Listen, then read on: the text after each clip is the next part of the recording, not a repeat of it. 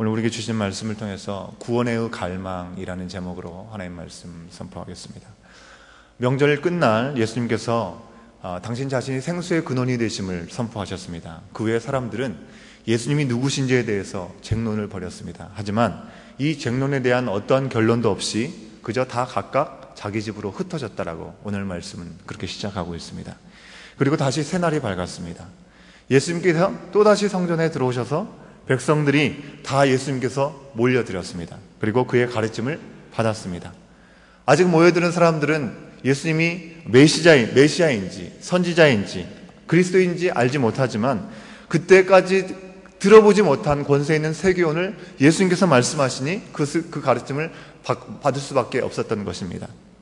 계속해서 예수님에 대한 불안감을 가지고 있었던 서기관과 바리새인들은 이제 전혀 다른 방법으로 예수님을 끌어내리려고 하고 있습니다. 간음 중에 현장에서 잡힌 여인을 끌고 와서 예수님을 시험하려고 했던 방법을 쓴 것입니다. 현장에서 간음하다 잡힌 여인을 예수님께 끌고 온 것이 왜 예수님께는 시험이 될 수 있었겠습니까? 만약 예수님께서 이 여인을 돌로 치지 말라고 한다고 한다면 이 모세의 율법을 어기는 것이 되는 것입니다. 모세의 율법은 유대인들에게 반드시 지켜야 될 법령이었습니다. 그렇기 때문에 이것을 어기는 것이 되기 때문에 예수님을 반드시 정죄할 수 있게 되었습니다.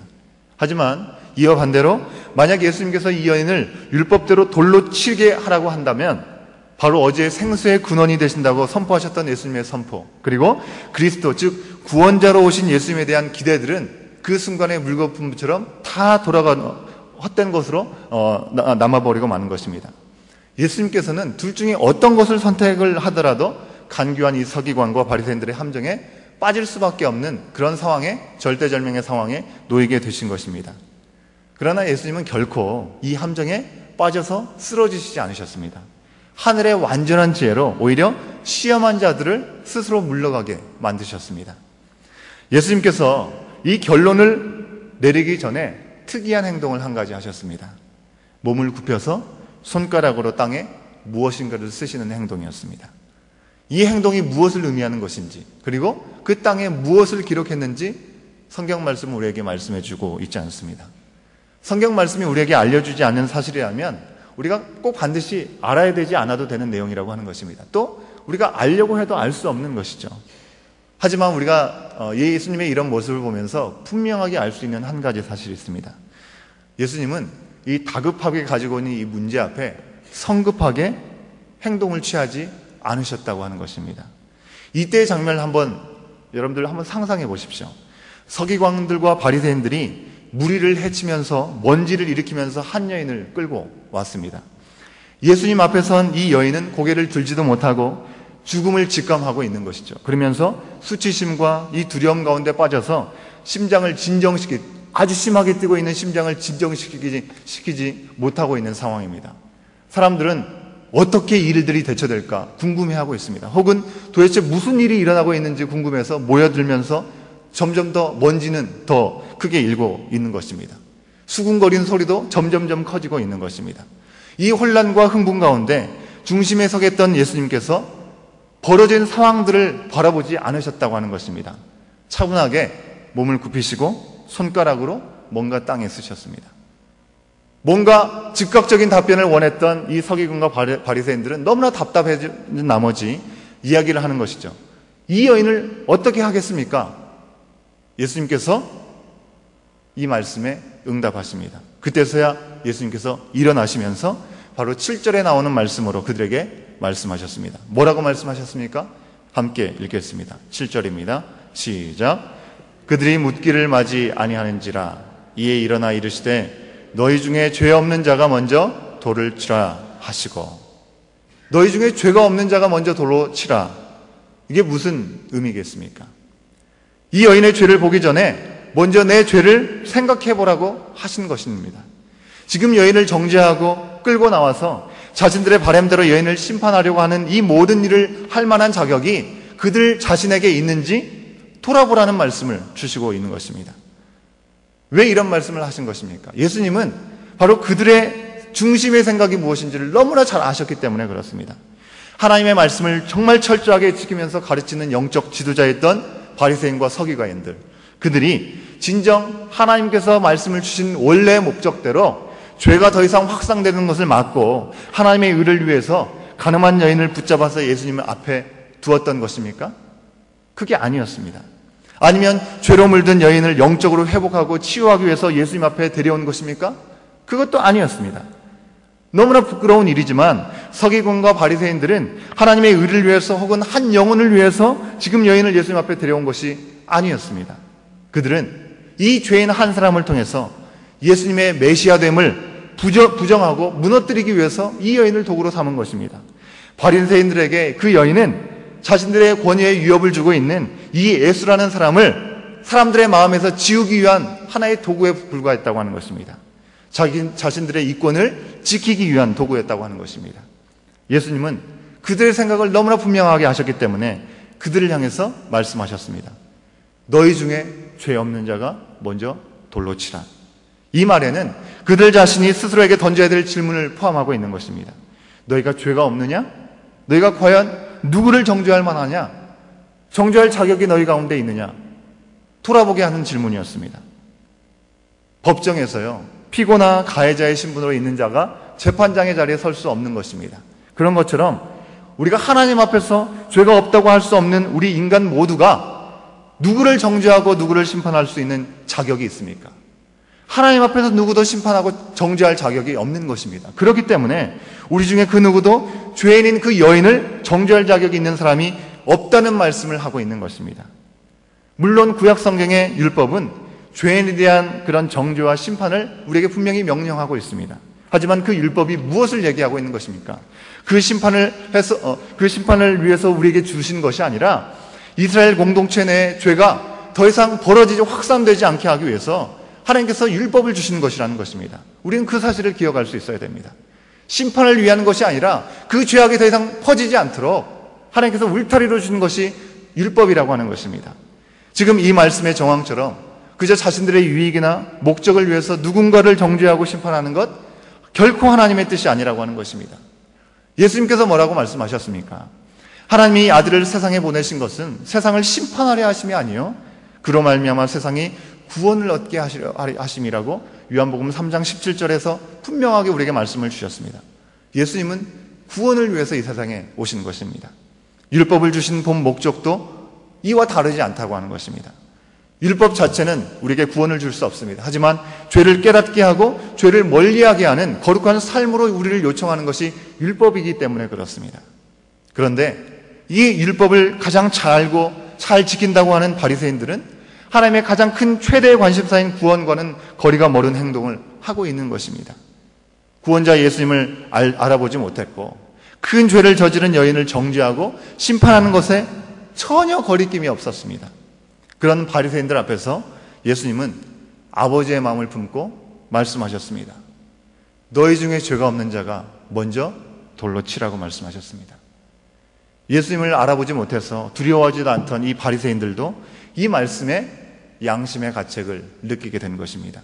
그리고 그 자리를 떠나게 됩니다. 예수님의 말씀의 권세 앞에서 그들은 끝까지 자신의 무죄를 주장할 수 없었던 것입니다. 이제 남은 사람이 누가 남았습니까? 그 수많은 군중들 가운데 남은 사람은 예수님과 여자뿐이었습니다. 유일하게 죄가 없으신 예수님만이 그 여자 앞에 서실 수 있었던 것입니다. 오직 죄 없는 예수님만이 그 여인을 심판할 수 있었습니다. 정죄할 자격이 예수님만이 있었던 것입니다. 그런데 여인과 둘이 남은 예수님께서 하늘의 권세로 여인을 정죄해서 즉결 심판하지 않으셨습니다. 그렇다고 그 여인에게 너는 이제 무죄하다, 너 원래 죄가 없다라고 말씀하시지 않았습니다.